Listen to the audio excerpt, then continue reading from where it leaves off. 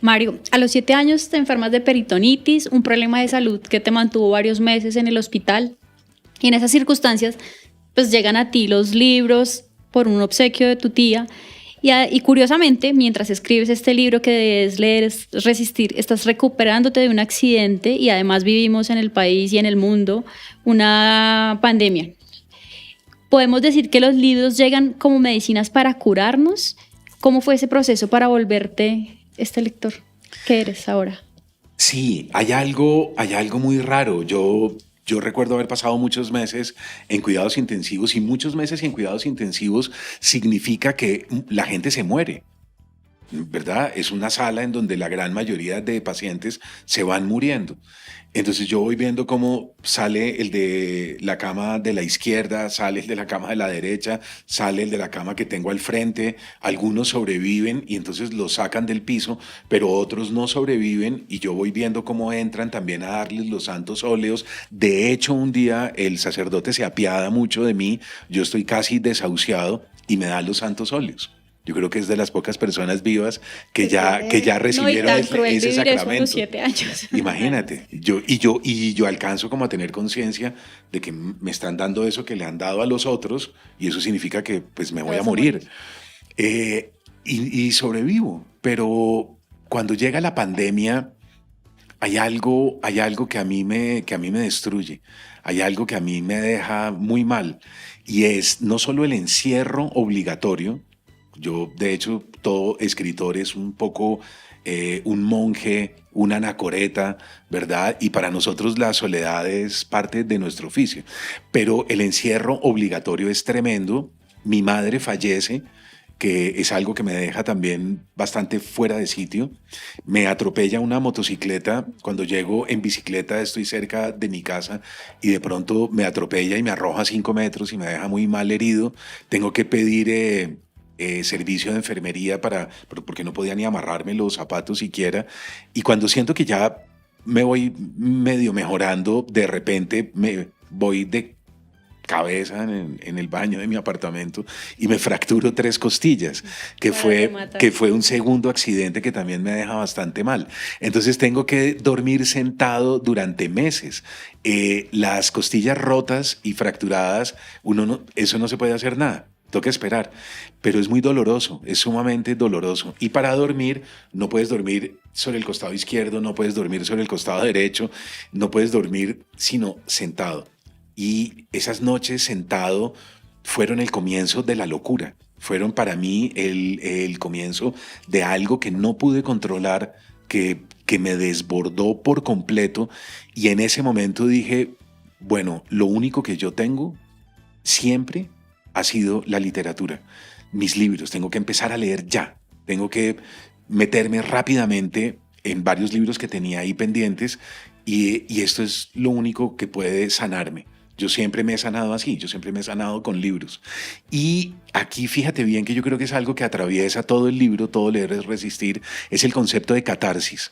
El concepto de catarsis es muy profundo y más o menos resumiéndolo torpemente, porque necesitaríamos realmente toda una clase para poder explicar ese concepto, significa que cuando uno está en lo negativo, cuando uno está pasando por el dolor, el sufrimiento, algo terrible, una depresión, tú no necesitas lo contrario. Yo no te puedo decir a ti, ay, no, vámonos de fiesta, no, qué rico, tú lo que necesitas es divertirte. No, tú lo que necesitas es lo contrario, atmósferas sórdidas, lugares tristes, que no te hablen, cerrar la cortina, encerrarte. Lo similar cura lo similar. Es un principio homeopático. Entonces, en Grecia, el teatro, por ejemplo, cuando en algún momento Edipo se arranca los ojos al final de la tragedia, el público está con él y siente el dolor, siente la pena, y en el dolor de Edipo se va el dolor del espectador. Es decir, hay una angustia, ¿verdad? Hay una desesperación y mi propia desesperación es sanada gracias a que Edipo está sufriendo mucho y yo le dejo mi propia angustia y él sigue su camino y yo salgo de la obra de teatro como limpio, como que algo me pasa y me siento ligero, ¿verdad? Me siento sano. ¿qué es lo que sucede? Que el alma ha estado enferma desde siempre.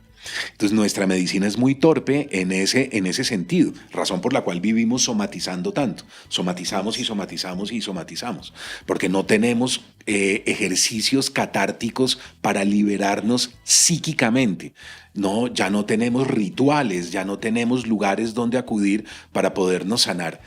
Y sí, yo creo que es la negación, pasar la prueba. Y fíjate que hoy en día hay una apología del éxito que a mí me parece perniciosa y me parece que no está bien hablar tanto del éxito y que los jóvenes tengan ese discurso de que ellos tienen que triunfar, de que ellos tienen que ya lograr metas y una serie de cosas. A mí me parece que eso no es tan sano.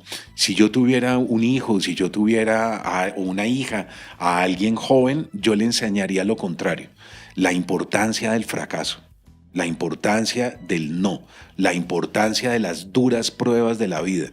No, no te va a ir bien, no necesariamente tiene que irte bien y tienes que pararte correctamente, tienes que aguantar, tienes que aprender a darte cuenta de que los obstáculos llegan no para quedarse uno ahí frenado, como un muro, como una pared. El obstáculo llega para que uno se impulse sobre el obstáculo, pise sobre el obstáculo y salte, ¿no? Y es ahí cuando uno se engrandece, es gracias al obstáculo. Entonces es muy importante una educación sobre el fracaso, ¿no? Sobre la derrota, sobre la importancia de no lograr cosas, de que te lleguen malas noticias, de que te entierren, etc.